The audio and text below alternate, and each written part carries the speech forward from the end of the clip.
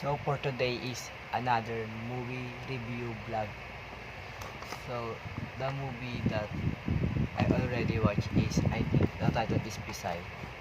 So it's happy because it's sad because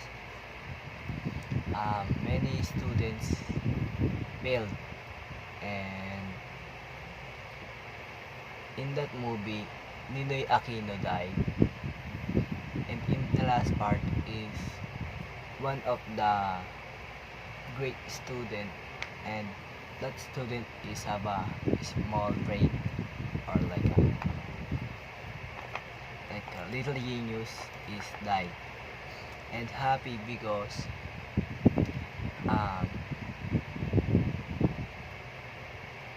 the the students that experience problem is not give up and try until they succeed. So in the last part they all graduate except in the one who create telescope,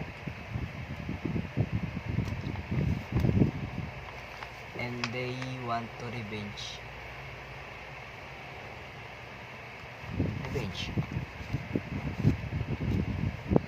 so everyone can have a peaceful life.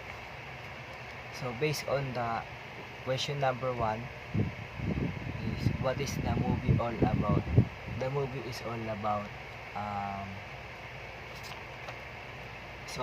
peace. And number two,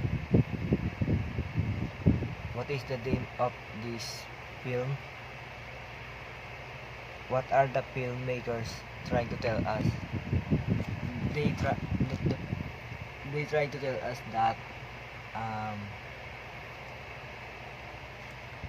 try and do not give up, and try if you can. So in number three,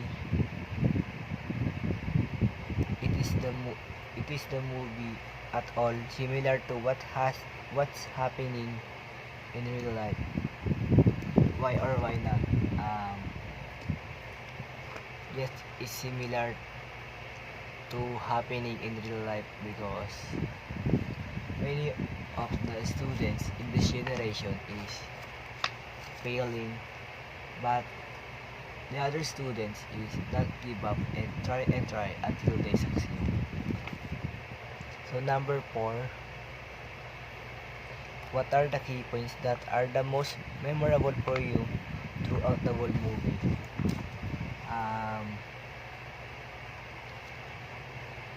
The memorable for me is on how they solve the problem, and how they revenge,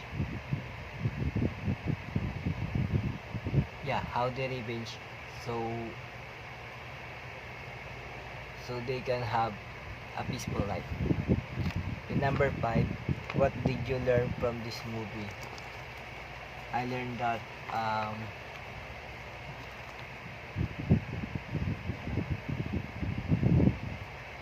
nothing impossible if we do it together.